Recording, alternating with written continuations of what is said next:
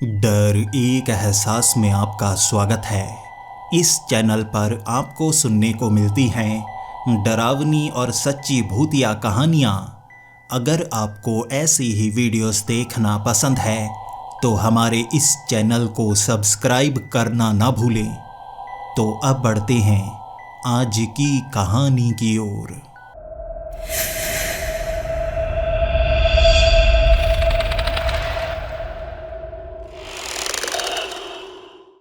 Hello दोस्तों, मेरा नाम विराट है और मैं उड़ीसा के पुरी शहर का रहने वाला हूँ। पेशे से मैं एक लेखक हूँ और लोग मुझे द मिस्ट्री राइटर कहते हैं, क्योंकि मैं ऐसी कहानियाँ लिखता हूँ जिसमें कोई ना कोई राज छिपा होता है। क्योंकि मेरी ज़िंदगी में भी कई राज छिपे हैं। मैं एक ऐसी लड़की से प्यार करने लगा था जो एक जादूगरनी थी और एक छोटी सी दुनिया में रहती थी, लेकिन मेरा इस्तेमाल करके एक पिशाच जादूगर ने उसे पाने की कोशिश की, उसे मारने की कोशिश की और मैं उस लड़की की मदद तक ना कर पाया। जिसके बाद उसे बचाने की मैंने ठानी, लेकिन मैं कोई भी जानकारी नहीं रखता था। लेकिन एक ऐसे चित्रकार के पास मैं पहुंचा जो एक जादूगर था और जिसके पास था कंदान पत्थर, एक ऐसा पत्थर जो पिशाच जादूगर को रोकने के लिए होता है। पिशाच जादूगर को मारा नहीं जा सकता और मुझे यहाँ आकर पता लगा वो चित्रकार उस लड़की का बाप था और उसे ये पता तक नहीं था। मैं उसके साथ था और वो भी मेरी मदद करना चाहता था। पहले उसने मना किया, लेकिन ये सच जानने के बाद वो खुद चाहता था अपनी बेटी से मिलना, लेकिन खौफ उसकी नज़रों में भी मैं साफ देख सकता था। एक पिशाच जादूगर जिसे मारा नहीं जा सकता, वो कुछ भी कर सकता है और उसका मुकाबला करना बहुत ज़्यादा मुश्किल होता है और उसके लिए हमें उसकी कमज़ोरियाँ ढूंढनी होगी। एक पिशाच जादूगर हमेशा कोई ना कोई कमज़ोरी रखे होता है। कभी भी कोई ऐसा पिशाच जादूगर नहीं हुआ जिसकी कोई कमज़ोरी ना हो, जो अपनी कमज़ोरियों को हमेशा के लिए छिपा पाए। इसीलिए हम उस गांव में पहुंच गए थे और सबसे पहले वो चित्रकार मेरे साथ उस जगह को देखना चाहता था जहां पर वो पिशाच जादूगर उस लड़की को मारने की कोशिश कर रहा है। सिर्फ एक दिन था हमारे पास। हमें जो भी करना था एक दिन में ही करना था, क्योंकि एक दिन बाद शायद वो उस लड़की को अपना बना ले या उसका जो इस्तेमाल करना चाहता है वो कर ले या शायद उसे मार दे। हमारे पास कोई और रास्ता नहीं था। उस गांव में सबसे पहले तो हमने ये पूछताछ शुरू कर दी कि अम्मी बनकर वो औरत कब से यहाँ रह रही थी, और गांव वालों ने बताया 15 साल हो चुके हैं। वो औरत यहीं पर रहा करती थी, मजबूर दिखा करती थी और हमेशा मांगा करती थी। कभी भी किसी पर उसने गुस्सा नहीं दिखाया, हमेशा यहाँ छिपी हुई ही मिलती और कई बार वो कहा करती थी कहीं किसी और गांव में कुछ ना कुछ ढूंढने के लिए जा रही है। ज़्यादातर महीने में 1-2 बार वो किसी दूसरे गांव में जाती थी, लेकिन कभी किसी ने पूछा नहीं कि वो कहाँ पर जाती है। इतनी ज़्यादा बूढ़ी थी तो कोई सवाल भी नहीं कर रहा था। इसके बाद हमें कुछ जानकारी मिली, लेकिन अब हम उस घर को खंगालना चाहते थे जहाँ पर वो अम्मी बनकर रहा करता था। उस घर के अंदर जाकर एक एक चीज़ को हमने देखना शुरू कर दिया। वहाँ कई ऐसी चीज़ें थीं जो बड़ी अजीब सी लग रही। पुरानी छड़ी, पुराने चमड़े के जैसे कपड़े, कुछ ऐसे चाकू थे जिनके ऊपर जहर लगा हुआ था, लेकिन कुछ ऐसी तस्वीरें जो देखने में ऐसा लग रहा जैसे बिल्कुल असली जैसी हों। उन पर हर बार कुछ ना कुछ बदलाव नजर आता। जब भी हम इधर उधर देखने के बाद उस तस्वीर को देखते जैसे कुछ ना कुछ बदला होता। वो पुरानी तस्वीर कोई पुरानी पेंटिंग थी जिस पर समंदर बना हुआ, एक घर बना हुआ, कई उड़ते हुए पंछी। लेकिन हर बार जब हम कहीं और देखने के बाद उस तस्वीर को देखते तो उसमें कई पंछी अलग जगह पर दिखते। और वो चित्रकार भी मुझे कह रहा था, ये जो उसने तस्वीरें लगाई हुई हैं इसमें कुछ ना कुछ तो है। हो सकता है उसने वो सारी चीज़ें छिपाकर इन तस्वीरों में रखी हों, उसने अलग दुनिया बनाई हो और शायद वो यहाँ दोबारा आएगा। अगर उसने कोई सामान नहीं लिया तो अपनी दुनिया जो इतना समय लगाकर बनाई जाती है उसे वापस लेने के लिए ज़रूर आएगा, और शायद ये हमारे लिए मौका हो सकता है।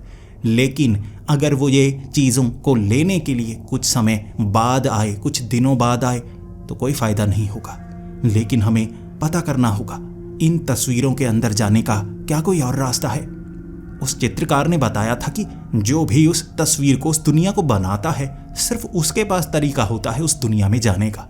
जैसे कि मुझे उस लड़की ने वो पुल दिखाया था, कैसे उस लकड़ी से मैं उस पुल को पार कर सकता था, उस पुल को देख सकता था। यहाँ पर भी इस तस्वीर के अंदर जाने का कोई ऐसा रास्ता होगा जो किसी के समझ में ना आए, और बड़े से बड़ा जादूगर भी किसी और की दुनिया में आसानी से नहीं जा सकता। हमने वहाँ और भी बहुत सारा सामान इकट्ठा किया और हमें ये पता लगाना था क्या उसमें हमें कोई ऐसी शक्ति मिलती है। यहाँ इस गांव के आसपास बहुत ज़्यादा बादल घिरने लगे थे। ऐसा लगने लगा था जैसे मौसम बड़ी तेज़ी से बदल रहा है और इस पूरे इलाके पर काले काले बादल आ चुके थे। इन बादलों में हमें अजीब अजीब से चेहरे दिखने लगे थे और वो चित्रकार कह रहा था, यहाँ बड़ी शक्ति का प्रवाह हो रहा है। ये बादलों के गरजने की आवाज़ें साफ बयां कर रही हैं, कुछ ना कुछ बहुत ज़्यादा बुरा होने वाला है। अमूमन पिशाच जादूगर किसी को अपनाना चाहते हैं, किसी से प्यार करते हैं तो उसे पाने की पूरी कोशिश करते हैं या उसकी शक्ति को पाने की कोशिश करते हैं। लेकिन एक पिशाच जादूगर इतनी बड़ी शक्ति का प्रवाह क्यों कर रहा है? वो ऐसा क्या करना चाहता है जो इससे पहले शायद किसी ने ना किया हो? मैं इन बादलों के अंदर की वो शक्ति को महसूस कर पा रहा हूँ। वहाँ उस दुनिया में कुछ बहुत ज़्यादा बड़ा हो रहा है। मैं अब उस चित्रकार के साथ उसी जगह जाने वाला था जहाँ पर वो पिशाच जादूगर था। हमें एक बार वहाँ जाकर ये देखना था आखिर उसकी शक्ति कितनी ज़्यादा बढ़ रही है। जब हम उस जगह पर पहुँचे थे, वो नदी के किनारे, हमें आसपास एहसास हो रहा था कुछ काफ़ी बड़ा हो रहा है। सभी पेड़ काले रंग के हो गए थे। ऐसा नहीं था कि उन्हें जलाया गया हो, लेकिन जैसे अपने आप वो अपना रंग बदल रहे हों। थे वो बिल्कुल सही, लेकिन पूरी तरह से काले। ज़मीन भी काली काली सी हो गई थी और ज़रा सी हवा चलने के कारण ज़मीन में जो मिट्टी थी ना, वो राख की तरह हवा में उड़ने लगती और जैसे ही हवा बंद होती एक झटके से वो ज़मीन की तरफ गिरती। इसे देखते ही वो चित्रकार कहने लगा था, ये काफ़ी डरावना सा लग रहा है। इतनी ज़्यादा शक्ति एक जगह कैसे इकट्ठी हो सकती है? सिर्फ एक पिशाच जादूगर इतना सब कुछ कैसे कर सकता है? जैसे ही हमने वहाँ ज़मीन पर पैर रखा, आसपास से फुसफुसाने की आवाज़ें शुरू हो गई थी और ये आवाज़ें पेड़ों के अंदर से आ रही थी, जैसे पेड़ों के अंदर कोई छिपा हो और बातें करने की कोशिश कर रहा हो। हमने एक दो कदम जैसे ही आगे बढ़ाए, वो सभी के सभी पेड़ हिलने लगे थे, जैसे सभी पेड़ जिंदा हो गए हों। कुछ पेड़ काफ़ी ऊंचे थे जो बार बार ज़मीन की तरफ मुड़ रहे और अपनी टहनियों को भी एक आकार में ले रहे। वो देखते ही मुझे भी लग रहा था कि ये पेड़ हिलने कैसे लगे और ये करना क्या चाहते हैं। सभी पेड़ हमें पकड़ने की कोशिश कर रहे और उनकी टहनियाँ हमारे शरीर के आसपास लिपटने की कोशिश कर रही। लेकिन वो जो चित्रकार था उसके पास भी बहुत सारी शक्तियाँ थी।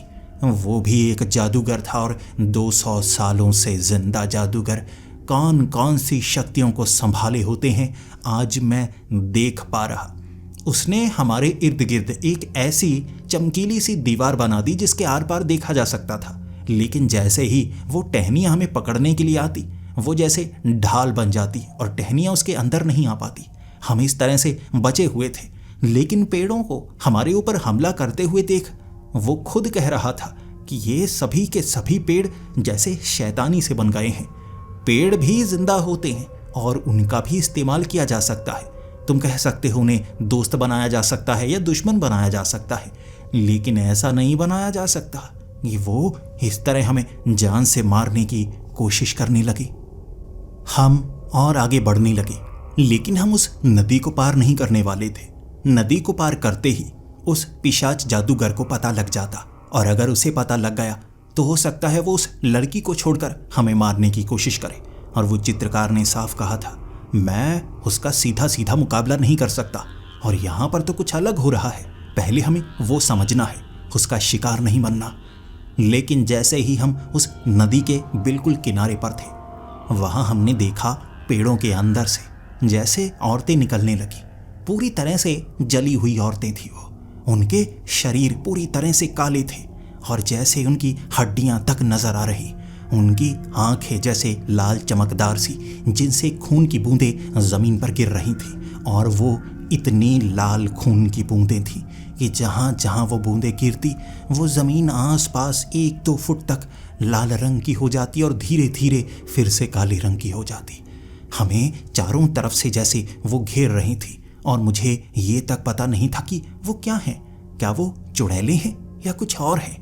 लेकिन उस चित्रकार ने जैसे ही अपने हाथ से मुझे अपने पीछे जाने को कहा, मैं उसके पीछे हो गया। तब वो कहने लगा, चुड़ैलें रक्षा कर रही हैं, इस जगह की चुड़ैलें रक्षा कर रही हैं। लेकिन इतनी संख्या में चुड़ैलें आखिर उसकी मदद क्यों कर रही हैं? आखिर इन्हें उसने गुलाम कैसे बनाया होगा? वो सभी चुड़ैलें संख्या में 10 से 12 थी जो हमारे करीब आ रही, और जैसे ही वो हवा में उड़ती हुई हमें जख्मी करने के लिए करीब आ रही, वो चित्रकार ने एक बड़ी सी तस्वीर अपनी जेब में जो डाली हुई, उस कागज को खींचते ही उसने उसका आकार काफी ज्यादा बड़ा कर दिया। वो इतनी बड़ी तस्वीर बन गई थी जैसे उसके अंदर हम जा सकते थे। तस्वीर खोलते ही उसने जैसे एक दरवाज़ा बनाया और हम उस तस्वीर के अंदर थे। जैसे ही हम उसके अंदर गए, वहाँ हमें आसपास दिखने लगे झरने और एक खूबसूरत सा जैसे गार्डन बना हुआ। वहाँ ज़मीन पर एक पेड़ के ऊपर से गिरे थे हम। वो दरवाज़ा यहाँ से बाहर निकलने वाला पेड़ के ऊपर था और उसने वो दुनिया उस तस्वीर में बनाई थी। यहाँ पहुँचते ही वो कहने लगा, वो यहाँ कभी भी आ सकती हैं, हमें तैयारी करनी चाहिए। मैं इतनी चुड़ैलों से एक साथ नहीं लड़ सकता। मैं काफ़ी ज़्यादा घबरा गया। मुझे पता नहीं था कि उन चुड़ैलों का मुकाबला कैसे करना है, इसीलिए मैंने अपनी उस दुनिया का दरवाज़ा खोला और मैं यहाँ आ गया। लेकिन वो दरवाज़ा बनकर वहाँ पर भी पड़ा होगा और उन्हें पता है मैंने क्या क्या किया और मैं यहाँ कैसे आया। किसी को देखकर आप बता सकते हैं उस दुनिया के अंदर जाने का रास्ता कैसा है। वो यहाँ जल्दी आ सकती हैं, हमें तैयारी करनी चाहिए। मैंने ये दुनिया इसीलिए बनाई है ताकि अगर कोई परेशानी हो तो यहाँ पर मैं छिप सकूँ। यहाँ खूबसूरती भी बहुत ज़्यादा है, लेकिन ऐसी चीज़ें भी मैंने छिपा रखी हैं जिनका इस्तेमाल किया जा सकता है। जल्दी चलो मेरे साथ उस झरने के पीछे वाले रास्ते से। मैं उसके साथ पीछे पीछे उसके भागने लगा था। वो झरने के पानी के अंदर गया और जहाँ वो बड़ी सी गुफा थी, हम वहाँ गुफा के अंदर की तरफ जा रहे और मैं उसको कह रहा, तुम 200 सालों से जिंदा हो, तुम्हें एक शक्तिशाली जादूगर कहा जाता है, तुम उन चुड़ैलों का मुकाबला क्यों नहीं कर रहे? उसने कहा, मैं चुड़ैलों का मुकाबला कर सकता हूँ, लेकिन मुझे वो चीज़ें अच्छे से याद नहीं। जब कभी युद्ध हो तो उसमें ऐसी चुड़ैलों का सामना करने का मौका मिलता है। अमूमन अगर ऐसी चुड़ैलें किसी पेड़ के आसपास हों, किसी को नुकसान नहीं पहुंचाती। और मैं समझ जाता हूं कि यहाँ चुड़ैल है, तो मैं भी लड़ने की कोशिश नहीं करता। हम जादूगर इंसानों के बीच छिपकर रहते हैं, किसी को पता लगने नहीं देते।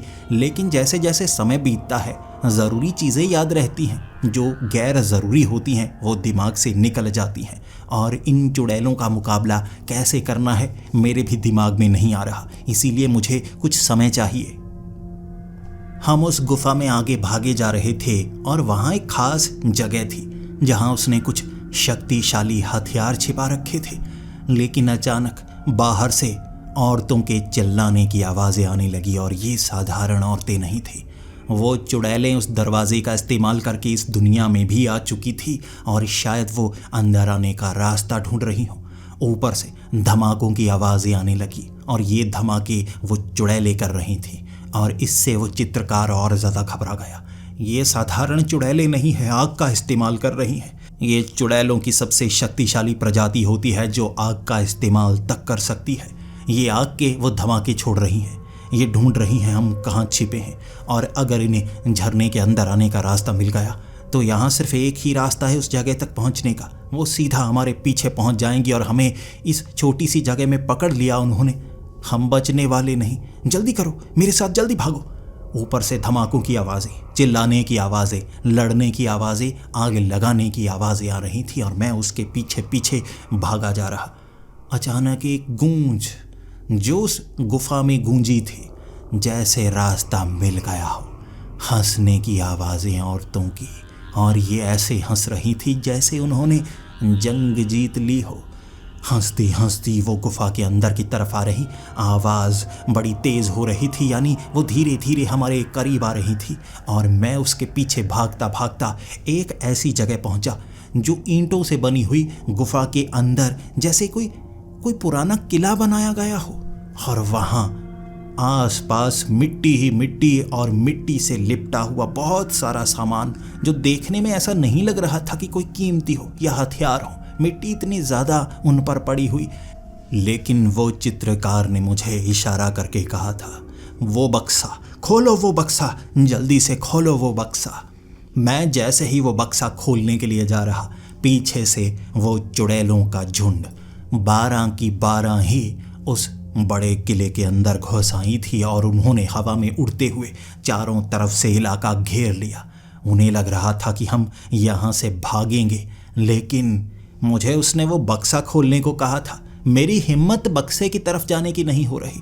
और वो चित्रकार उसके बाद जेब से ऐसी ऐसी चीज़ें निकालने लगा कि मेरी आंखें खुली की खुली रह गई। जेब में हम छोटा सा चाकू छिपा सकते हैं, एक बड़ी तलवार कैसे छिपा सकते हैं? उसने अपनी जेब से बड़ी सी तलवार निकाली और खड़ा हो गया और कहने लगा, चांदी चमकदार नजर आ रही है तुम्हें? तुम सबकी गर्दनें काटूंगा। चुड़ैलों को कैसे मारना है मैं जानता हूँ। लेकिन उनमें से एक चुड़ैल कहने लगी, ये तुम जानते हो कि चुड़ैलों को कैसे मारना है, लेकिन अगर चुड़ैलें काफ़ी दूरी पर हों और हमला कर रही हों, तब उन्हें कैसे मारना है ये तुम नहीं जानते होंगे। उस चित्रकार ने उस तलवार के अंदर से जैसे सफ़ेद सी रोशनी छोड़नी शुरू कर दी। वो सफ़ेद रोशनी बड़ी सी छतरी बन गई थी और उन चुड़ैलों ने आग के गोले छोड़ने जब शुरू किए, वो छतरी थी जो हमें बचा रही थी। लेकिन मैं उस छतरी से काफ़ी बाहर था और जो बक्सा था एक कोने पर, वहाँ पर कोई सुरक्षा नहीं थी। और वो मुझे कह रहा, बक्से को खोलो, उसमें जो है जल्दी से निकालो, इनका मुकाबला करना है तो हमें वो निकालना ही होगा। मैं भी डरा हुआ था कि मैं बक्से की तरफ जाऊंगा तो वो धमाके मुझे मार डालेंगे, कैसे करूंगा मैं? लेकिन उस पर भरोसा था और मुझे अपना प्यार पाने के लिए शायद ऐसी मुश्किलों का सामना करना ही होगा। इसीलिए मैं बक्से की तरफ भागा और मेरे पास जो आग के गोले गिरने लगे थे उनकी तपिश काफ़ी ज़्यादा थी। पीठ पे जो कपड़े थे वो भी जलने लगे थे, लेकिन मैंने उन्हें बुझाया नहीं। मैंने उस बक्से को खोला और उस बक्से के अंदर एक आईना था। मैं आईने को देखकर कहने लगा, ये आईना है क्या? ये कोई दरवाज़ा है क्या? मुझे इसके पार चले जाना चाहिए। उसने कहा, वो आईना निकालो, जल्दी करो, वो आईना निकालो। मैंने वो आईना निकाला। उसने कहा, आईना उन चुड़ैलों की तरफ करो। मैंने वो आईना चुड़ैलों की तरफ कर दिया। जैसे ही मैंने चुड़ैलों की तरफ आईना किया, वो आईने के अंदर से चुड़ैलें निकलने लगी, बिल्कुल उनकी हूबहू कॉपी। मैं जैसे जैसे एक एक चुड़ैल की तरफ वो आईना करता गया, एक एक करके उसके अंदर से भी चुड़ैलें निकलती गई और वो आईने से निकलने वाली चुड़ैलें उन चुड़ैलों से लड़ने लगी। आग के गोले उनके ऊपर फेंकने लगी थी और अगर एक चुड़ैल आग दूसरी चुड़ैल पर फेंके तो आग चुड़ैलों की कमज़ोरी होती है। वो चुड़ैलें उनका मुकाबला नहीं कर पा रही थी। उन चुड़ैलों के झुंड को आपस में लड़ते हुए देख हमारे पास काफ़ी ज़्यादा समय था और उस चित्रकार ने कहा, आईने को उनकी तरफ किए रहो। जो जो चुड़ैल इस आईने की तरफ देखती रहेगी उसका एक प्रतिरूप बनकर आईने से निकलता रहेगा, जो उसका मुकाबला करेगा, उसे हराने की कोशिश करेगा। और वो चुड़ैलें अपने जैसे रूप से डरती हैं, इस आईने से वैसा वैसा रूप निकलेगा। मैं आईने को लेकर घूमता रहा। जैसे ही एक चुड़ैल निकलकर मुझ पर हमला करने आती, उसकी नज़र उस आईने पर पड़ती और आईने से एक और चुड़ैल निकल आती जो उसका मुकाबला करने लगती। वो 12 चुड़ैलें थीं, लेकिन आईने से 20 से ज़्यादा चुड़ैलें निकल गई थीं जो आग फेंक रहीं, उन्हें नोच रहीं, दीवारों पर सटा डाला था और आग से वो चुड़ैलें मरने लगी थी। एक दूसरे को वो मारती, लेकिन आईना जैसे ही मैं आगे करता और चुड़ैलें निकलने लगती। भले ही वो आईने के प्रतिरूप खत्म हो रहे थे, लेकिन उन चुड़ैलों को भी एक एक करके मारा जा रहा था, झुंड में नोचा जा रहा था। जैसे जैसे वो चुड़ैलें खत्म होती गई, राख बनती रहीं, उनकी संख्या कम होती गई और आईने से निकलने वाली वो चुड़ैलें जिनकी संख्या 15 से ज़्यादा बची थी, लेकिन वो एक इकलौती चुड़ैल जो दीवार से सटी उनसे मुकाबला करने के लिए उसे नोचा जा रहा था। और तभी उस चित्रकार ने आवाज़ लगाई थी, इसे मारना मत, इसे इस ज़मीन पर लिटाओ, यहाँ लिटाओ, मुझे इससे कोई खास काम है। वो चुड़ैलें उसे ज़मीन पर लिटाकर नोच रही थी और उसे बहुत ज़्यादा दर्द हो रहा, वो मरने की कगार पर थी। और तब उस चित्रकार ने उसके सामने खड़े होकर कहा था, तू अगर सच बताएगी तो मैं तुझे जिंदा छोड़ दूंगा, अगर तू झूठ बोलेगी तो मैं इन चुड़ैलों को तेरे ऊपर छोड़े रखूंगा जो धीरे धीरे तुझे खत्म करते रहेंगी, और मैं ये पक्का करूंगा कि तू जल्दी ना मरे, धीरे धीरे ही मरे। वो चुड़ैल की आंखों में डर साफ नजर आ रहा और तब उस चित्रकार ने सवाल करने शुरू किए थे, क्यों करती हो उस पिशाच जादूगर की गुलामी? बताओ क्यों करती हो उसकी गुलामी? और क्या वहाँ तुम्हारे जैसी और भी मौजूद हैं? क्या उस इलाके में पहुँचना मुश्किल है और अंदर चल क्या रहा है? तुम्हें हर चीज़ का जवाब सच सच बताना होगा। उस चुड़ैल ने जो कहा उस पर हम यकीन नहीं कर पा रहे थे। उसने कहा, यहाँ सब चुड़ैलें उसकी गुलामी नहीं कर रही हैं, सिर्फ मैं ही हूँ जो उसकी गुलामी कर रही है। तुमने जिन जिन चुड़ैलों को यहाँ पर मारा है वो मेरी ही प्रतिरूप थी, मुझे अलग अलग रूप में बनाया गया, जैसे मेरे हिस्से किए गए।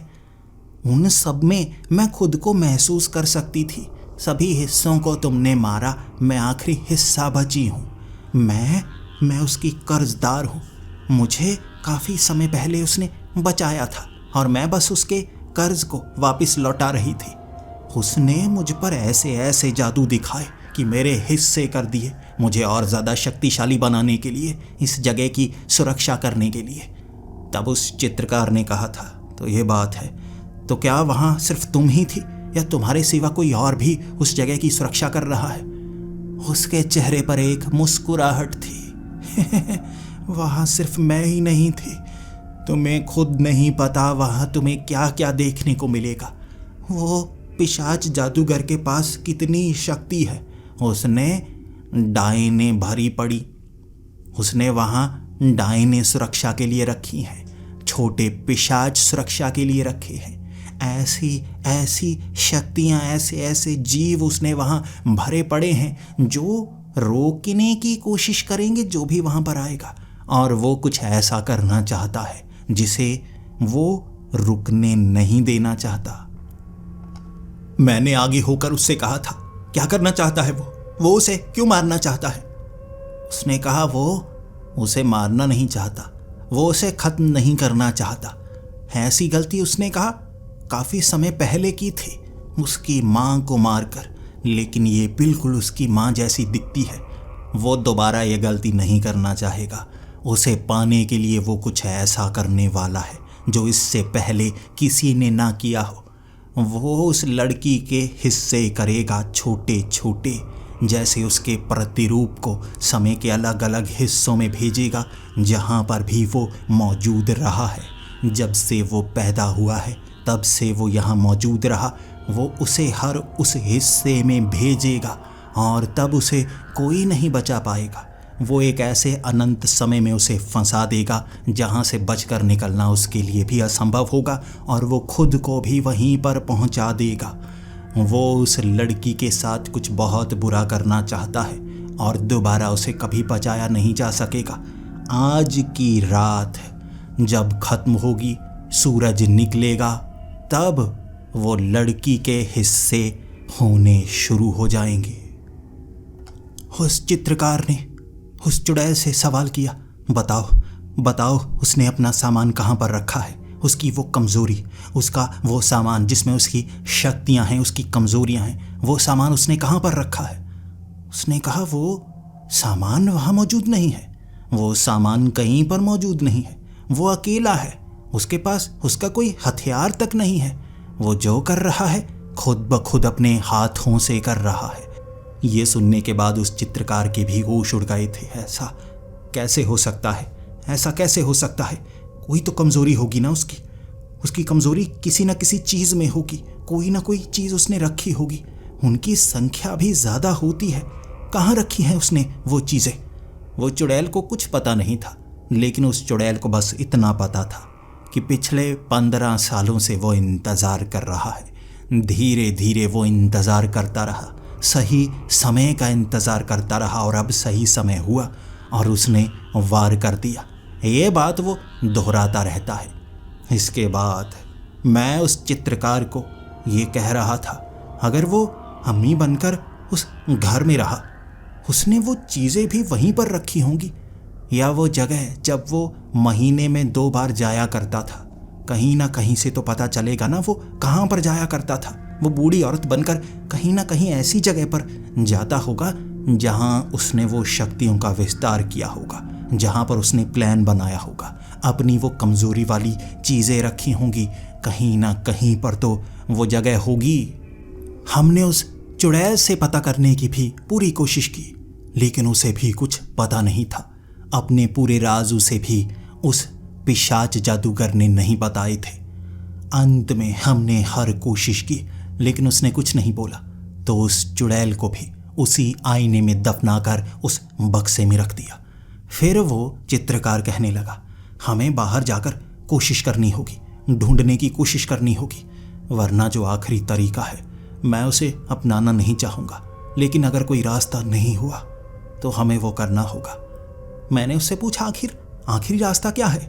उसने मायूसी भरे चेहरे से अपनी नजरें नीचे की तरफ की, लेकिन कुछ बताया नहीं।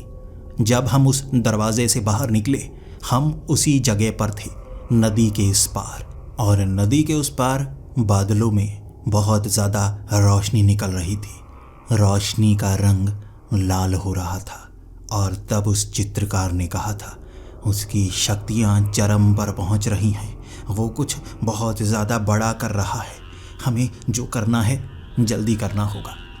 फिर हम दोबारा उस घर में गए थे। उस घर की वो तस्वीरें, हमें उसके अंदर जाना ही होगा, लेकिन तरीका क्या हो सकता है? तब उस चित्रकार ने कहा, एक तरीका अपनाया जा सकता है। पुराने समय में जादूगर इस तरीके का इस्तेमाल करते थे, लेकिन बाद में इसकी पूरी जानकारी को लुप्त कर दिया गया, ताकि किसी और की दुनिया में कोई और घुस ना पाए आसानी से। लेकिन अगर ये दरवाज़ा कमज़ोर हुआ, जैसा कि ताकतवर जादूगर करते हैं, दरवाज़ा हमेशा कमज़ोर बनाते हैं, वो कौन सा किसी से डरते हैं, शायद इसका दरवाज़ा कमज़ोर हो, हम वहाँ जा सकते हैं। इसके लिए हमें यह तस्वीर को पानी में डुबाना होगा। अब उस पानी में हमें सांस रोकनी होगी 30 सेकंड तक। उसके बाद जब आंखों के सामने अंधेरा नजर आने लगे, हम उस रास्ते से इस दरवाजे में पार जा सकते हैं, और ऊपर से एक ऐसी दुनिया का दरवाज़ा जो एक जादूगर ने बनाया हो। वो तो हमारे पास है ना ये वाली तस्वीर। हमने वैसा ही तरीका अपनाया। पानी के अंदर 30 सेकंड सांस रोकने के बाद आंखों के सामने जब अंधेरा आया, ऊपर वाले दरवाजे को छूकर नीचे वाले दरवाजे को छुआ, और हम नीचे वाले दरवाजे के पार थे। समंदर, हवा में उड़ते हुए पंछी, और सामने एक झोंपड़ा। वो पानी के ऊपर तैरता हुआ झोंपड़ा दिख रहा था, और मैं उस चित्रकार के साथ पानी में तैरकर झोंपड़े की तरफ जा रहे।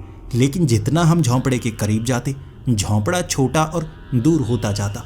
जब हम वापस तट पर आ जाते, झोंपड़ा बड़ा हो जाता और करीब महसूस होता। यानी उस झोंपड़े तक जाने का रास्ता असंभव सा था। ना उस चित्रकार के पास कोई आइडिया था कि यह कैसे जादू का इस्तेमाल किया गया है। वहां हमने बहुत समय तक कोशिश की, पीछे जाने की कोशिश की, तब तो कुछ नहीं होता। आगे बढ़ने पर वो जो झोंपड़ा था दूर होने लगता। हमारी समझ में कुछ नहीं आ रहा था।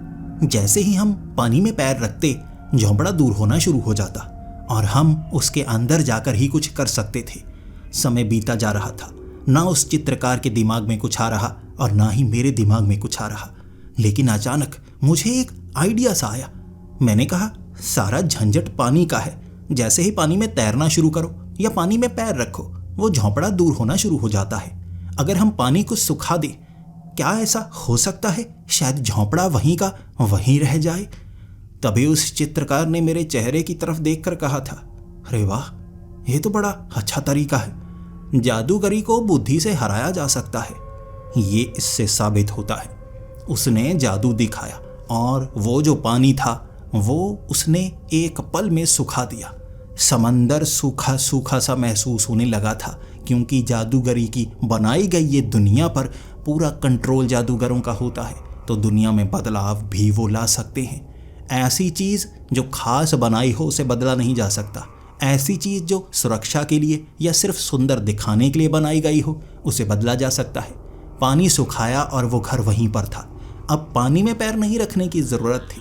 मिट्टी पर पैर रखते ही वो घर पीछे नहीं हट रहा और ये तरीका कारगर निकला।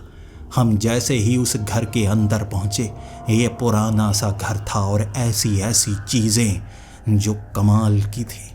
वहाँ आईने थे, बिल्कुल वैसे आईने जो प्रतिरूप बनाते थे। उसे घर के चारों तरफ लगाया गया और जैसे ही हम आगे बढ़ने वाले थे वो चित्रकार ने रोका और कहा, रुक जाओ, हमारे प्रतिरूप यहाँ बनने शुरू हो जाएंगे अगर हमने आगे कदम रखा।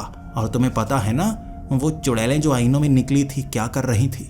मार रही थी, और ये भी मारेंगे हमें, बिल्कुल हम जैसे निकलकर, हमारे जैसी शक्ति को रखे हुए।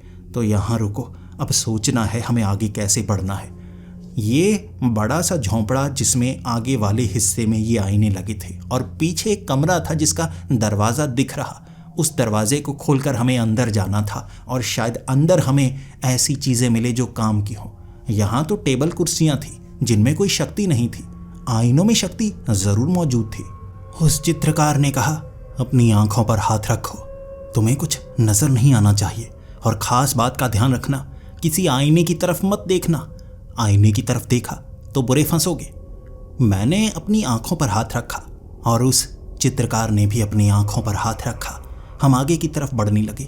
जैसे जैसे हम एक एक पैर आगे की तरफ बढ़ाते गए, हमें महसूस हो रहा था वो जो फर्श लकड़ी का बनाया गया था ना, पानी में तैरने के कारण वो लकड़ी बहुत कमज़ोर हो चुकी थी, फूल चुकी थी। और जैसे जैसे हम पैर आगे बढ़ाते जाते, वहाँ से चूं चूं की आवाज़ें आती। ऐसा लगता बस वो लकड़ी अभी टूट जाएगी। लेकिन हम दरवाजे के करीब जा रहे थे। जैसे ही दरवाजे के बिल्कुल हम करीब थे, लकड़ी नीचे की जैसे गली होगी, वहाँ पर मैंने पैर रखा और मेरा पैर ज़मीन में धंस गया। लकड़ी का एक छोटा सा हिस्सा मेरी एड़ी में जैसे धंसा था। ज़्यादा बड़ा नहीं था, लेकिन दर्द हुआ और मैंने अपनी आँखों से वो हाथ हटाया और ज़मीन की तरफ देखा।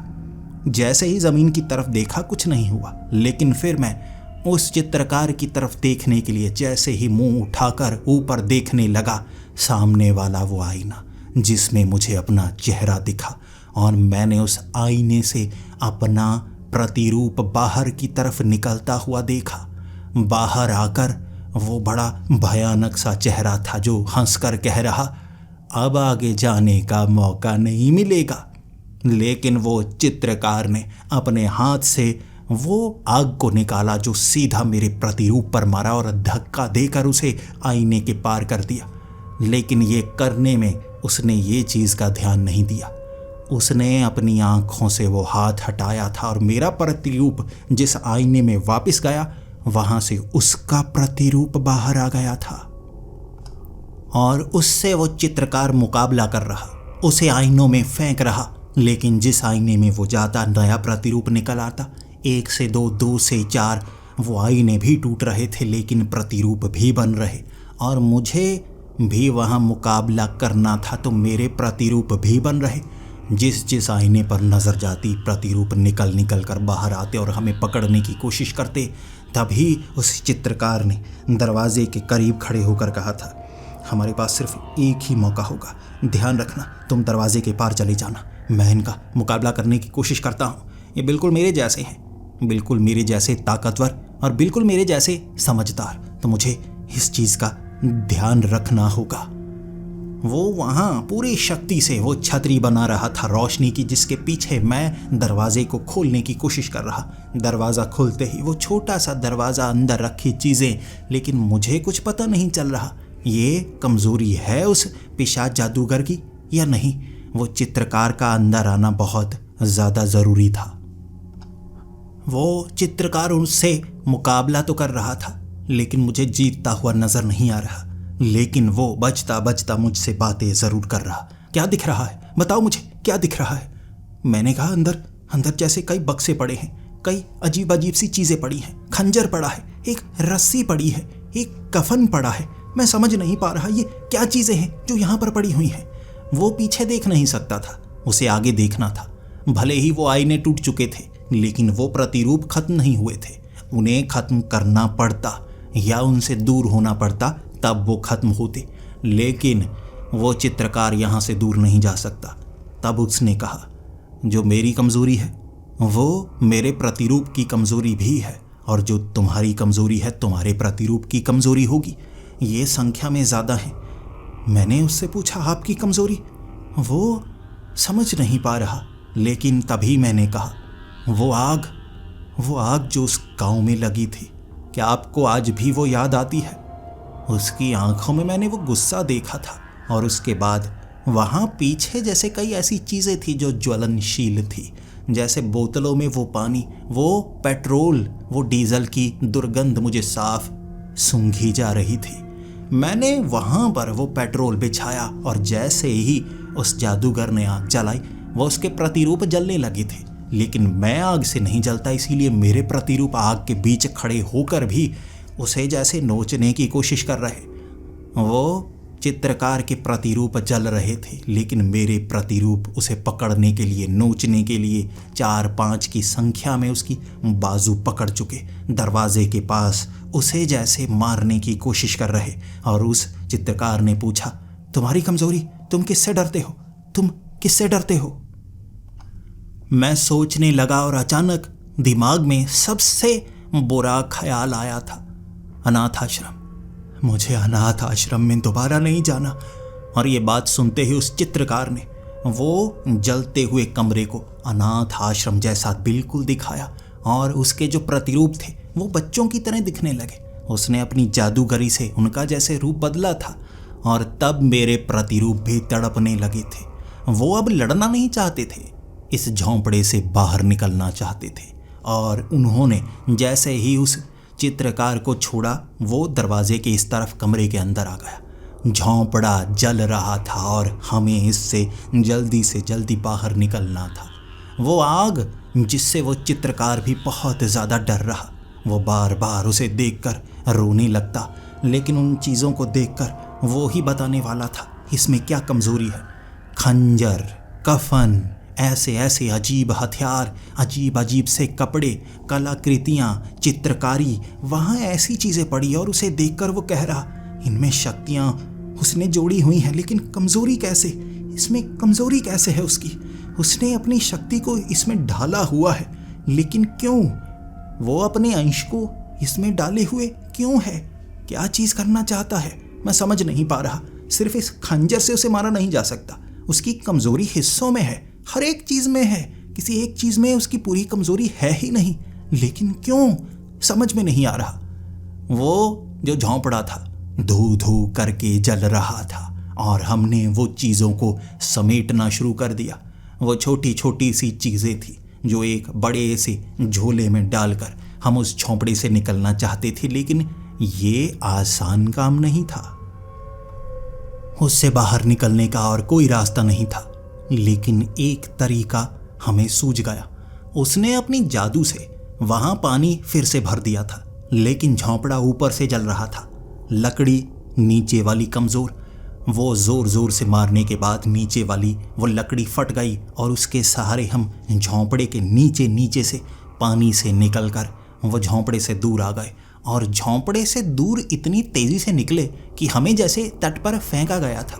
हमने झोंपड़े की तरफ तैरना शुरू किया, और तट पर एक ही सेकंड में पहुंच गए। ये जादू था जो यहाँ हमारी मदद कर रहा, और शायद उस पिशाच जादूगर को ये पता तक नहीं होगा कि हमने ये काम कर लिया था। हम जैसे ही उस तस्वीर से बाहर आए, वो घर जिसके अंदर खड़ा होकर वो चित्रकार ने कहा था, ये चीज़ों का इस्तेमाल कैसे करना है, ये चीज़ों का इस्तेमाल कैसे करना है उसे रोकने के लिए समझ नहीं आ रहा। दिन खत्म होने वाला है, खत्म होने वाला है समय, हमें जो करना है जल्दी करना है। ऐसा करते हैं, इसे लेकर उस जगह चलते हैं, वहाँ जाकर पता करेंगे आखिर इसका इस्तेमाल कैसे करना है। अगर हम यहीं सोचते रह गए तो देर हो जाएगी। मेरी बेटी के पास ज़्यादा समय नहीं है।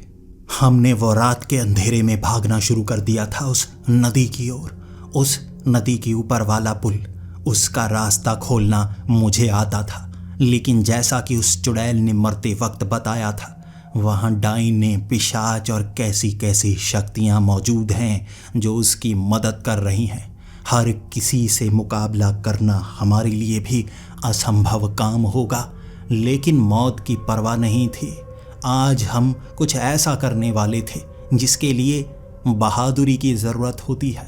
मैं अपने प्यार को पाना चाहता था और वो अपनी बेटी को बचाना चाहता था। हम दोनों के पास खोने के लिए और कुछ नहीं बचा था। मैंने जैसे ही वो नदी के ऊपर पुल बनाया, वो काली मिट्टी से निकलकर हम उस जगह जाने वाले थे जहाँ उस लड़की ने प्यारी सी दुनिया बनाई थी, सुंदर सुंदर पक्षी बनाए थे जो बिल्कुल काले से हो गए, राख की तरह। वो आग के ऊपर लाल रंग का धुआं बिल्कुल वैसा लग रहा जैसा कि उस चित्रकार ने जब इंतज़ार किया था अपने प्यार का, तब ऐसा लाल धुआं निकला था। इसी ने जलाया था उस जगह को, इसी ने। वहाँ वो पिशाच जादूगर मुझे देख चुका था, लेकिन उसका चेहरा उतरा हुआ। वो उस जगह उस समय में था जब वो उस काम को ख़त्म करने वाला था। सामने तड़पती हुई वो लड़की देखी थी जिसके कई हिस्से हवा में लहरा रहे, जैसे दरारें आ गई थी उसके शरीर के अंदर से रोशनी निकल रही। वो चीख रही थी, उसके हिस्से हो रहे थे। वो उसे जैसे छोटे छोटे हिस्सों में तोड़ना चाहता था, लेकिन वहाँ कई डाइने और कई चुड़ैलों के झुंड आ गए थे। वो झुंड हमसे मुकाबला करना चाहते थे। हमारे पास भी वो हथियार थे, वो पिशाच जादूगर की कमज़ोरियाँ, लेकिन वो उसकी कमज़ोरियाँ थी, बाकी सब की नहीं। उस भीड़ से मुकाबला करना असंभव के समान हो रहा था, और वो 200 सालों से जिंदा जादूगर भी ये कर नहीं पा रहा। वो भीड़ जैसे शक्तियों से भरी हुई थी। मेरे गले में माला थी, शक्तियों का असर मुझ पर नहीं हो रहा, लेकिन मैं भीड़ से लड़ नहीं सकता था, डायनों से लड़ नहीं सकता था जिनके हाथ में हथियार हों। ऐसा ही वो जादूगर भी कर रहा। उसकी शक्ति की भी सीमा थी। और वो पिशाच जादूगर, वो तो हिस्से करने में लगा था। अगर उसने वो हिस्से करने छोड़े, मेरी तरफ देखा या हमला करने की कोशिश की, तो वहाँ वो लड़की बच सकती थी। और तब मुझे लगा मुझे उसका ध्यान भटकाना होगा, कुछ तो करना होगा। लेकिन हम उस भीड़ से मुकाबला कैसे करते?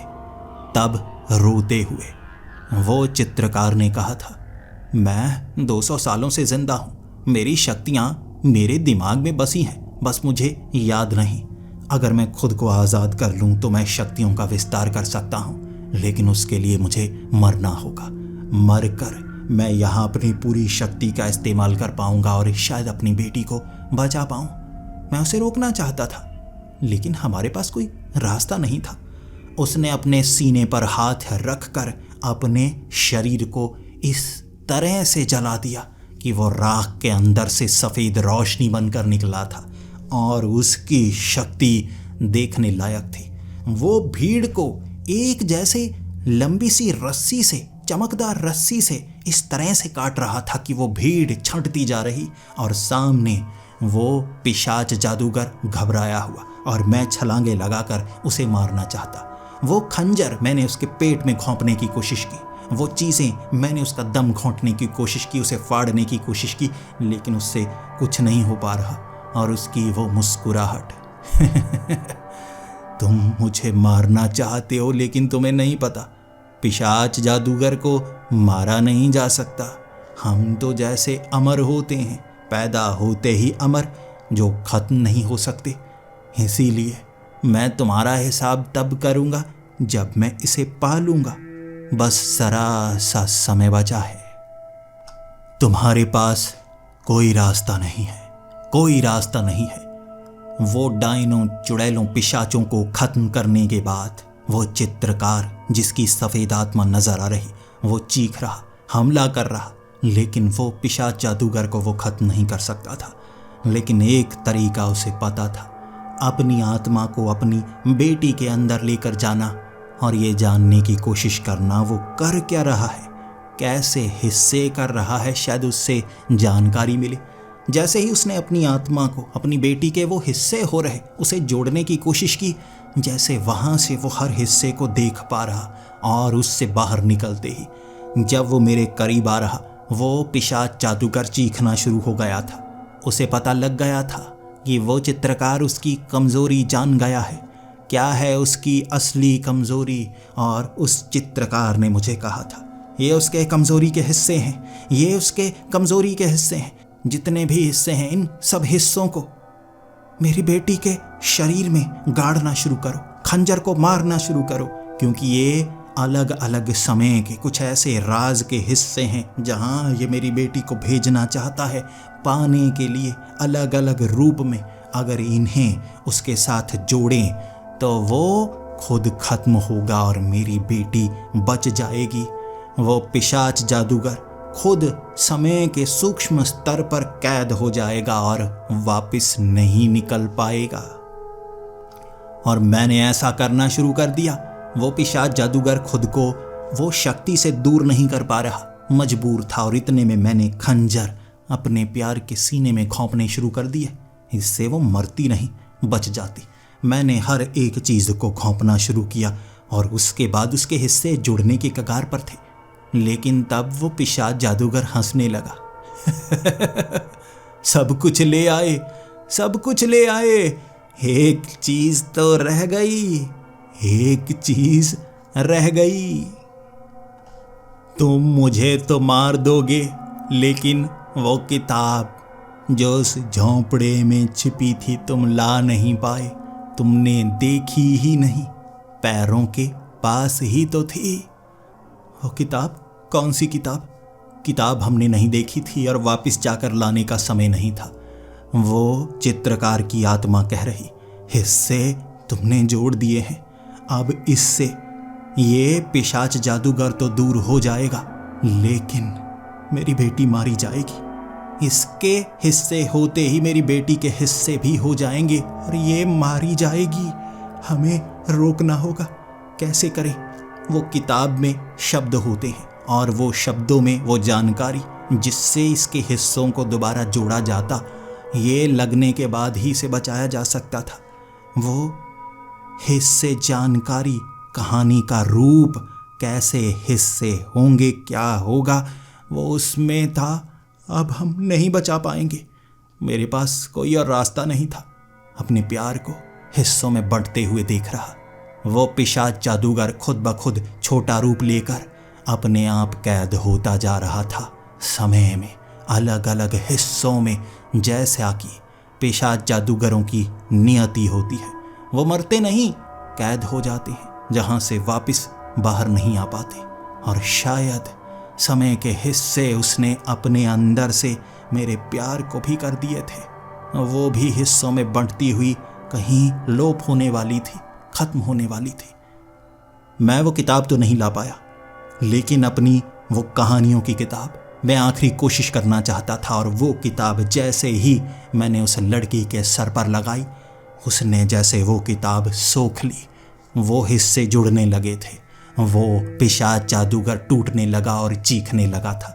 मैंने किसी तरह वो कहानियों के रूप में अपनी प्रेमिका को जोड़ दिया था। जैसे ही उसका रूप जुड़ा, एक धमाके में वो पिशाच जादूगर वहां से गायब हो गया, छोटे छोटे कणों में, और हिस्सों में दूर होती गई मेरी प्रेमिका। और वो भी जैसे एक धमाके में गायब हो गई। मैं घुटनों पर आ गया था। खो दिया था मैंने उसे, शायद दोबारा कभी पा नहीं सकता। मैं उसे बचा नहीं पाया। मैं उस पिशाच जादूगर को रोक तो पाया, लेकिन अपने प्यार को बचा नहीं पाया। रोने लगा था मैं। और तभी उस चित्रकार ने मेरे करीब आकर आखिरी बार कहा था, तुमने बचा लिया उसे, लेकिन अब उसको पाने के लिए तुम्हें कुछ कठिन करना होगा। वो मरी नहीं है, उसे जानकारी चाहिए थी, वो किताब हम ला नहीं पाए। तुमने अपनी कहानियों से उसके हिस्सों को ऐसी जगह पर भेजा, इतने राज में दफन कर दिया जो राज उन कहानियों में हुआ करते थे। तुम्हें वो कहानियों में जाकर उसके हिस्सों को जोड़ना होगा और तुम उसे दोबारा पा सकते हो। मैं कुछ समझा नहीं था, लेकिन वो चित्रकार की आत्मा धीरे धीरे हवा में घुलती हुई आखिरी समय में मुझे बता रहा था कि वो छोटे छोटे हिस्सों में अलग अलग जगह पर गई है। तुम्हें जैसे कहानियां लिखना पसंद था, कहानियों के राज तुम्हें जानना पसंद था, तो तुम्हारी उस इच्छा को उस किताब में ढाला गया और वो किताब उससे जुड़ गई। अब तुम्हें उन कहानियों में जाकर वो राज को पता लगाना होगा। उस हिस्सों में जो राज वाली चीज़ है वो छोटे हिस्से होंगे, उन्हें जोड़ने के बाद तुम उसे जिंदा कर सकते हो। वो मरी नहीं है, हिस्सों में टूटी है, दोबारा जोड़ी जा सकती है। एक जादूगरनी को दोबारा बना सकते हो तुम। जैसे जैसे राज खंगालते जाओगे, हिस्से मिलते जाएंगे, वो तुम्हारे करीब आती जाएगी और तुम उसे दोबारा पा सकोगे। मैंने सामने पड़ी वो किताब देखी, मेरी कहानियों की वो किताब, वो बिल्कुल मेरे सामने, और मैंने जब उठाई तब मुझे वो चित्रकार की आत्मा जाते जाते कहने लगी, तुम इसके पन्नों में कहानियों को पाओगे, खुद को उस जगह पर पाओगे, वो राज को अगर तुम सुलझाओगे, वो हिस्सा बनोगे उसका, राज बाहर लेकर आओगे। जो राज दफन है, कभी निकल नहीं पाए बाहर, उस राज को सुलझाते ही तुम्हें एक हिस्सा मिलेगा और उस हिस्से को पाने के बाद तुम अपनी प्रेमिका के प्यार को पा सकते हो। वो किताब को पकड़े हुए मैं सोच रहा था मुझे क्या करना चाहिए। यहाँ अब वो पिशाच जादूगर नहीं था, ना वो चित्रकार मौजूद था, वो किताब मेरे पास थी और मैं सोच रहा अब मुझे इसका क्या करना चाहिए। जैसे ही मैं किताब के पहले पन्ने पर हाथ लगा पाया था, मैं एक जंगल के बीच पहुंच गया था। हवा चल रही थी, बादल गरज रहे थे। जैसे मैं गायब होकर उस जगह पर पहुंच गया और मेरे आंखों में आंसू आ गए थे। अपने प्रेम को पाने के लिए मुझे क्या क्या करना होगा, मैं पूरी तरह से तैयार था। दोस्तों, आगे आने वाले एपिसोड में विराट जानने वाला था वो किताब की कहानियों के राज सुलझाकर कैसे पा सकता है अपनी प्रेमिका को। आगे आने वाला एपिसोड बहुत ही रोमांचक होने वाला है दोस्तों, तो जुड़े रहें हमारी इस सीरीज के साथ। मिलते हैं अगली वीडियो में, तब तक के लिए डरते रहें।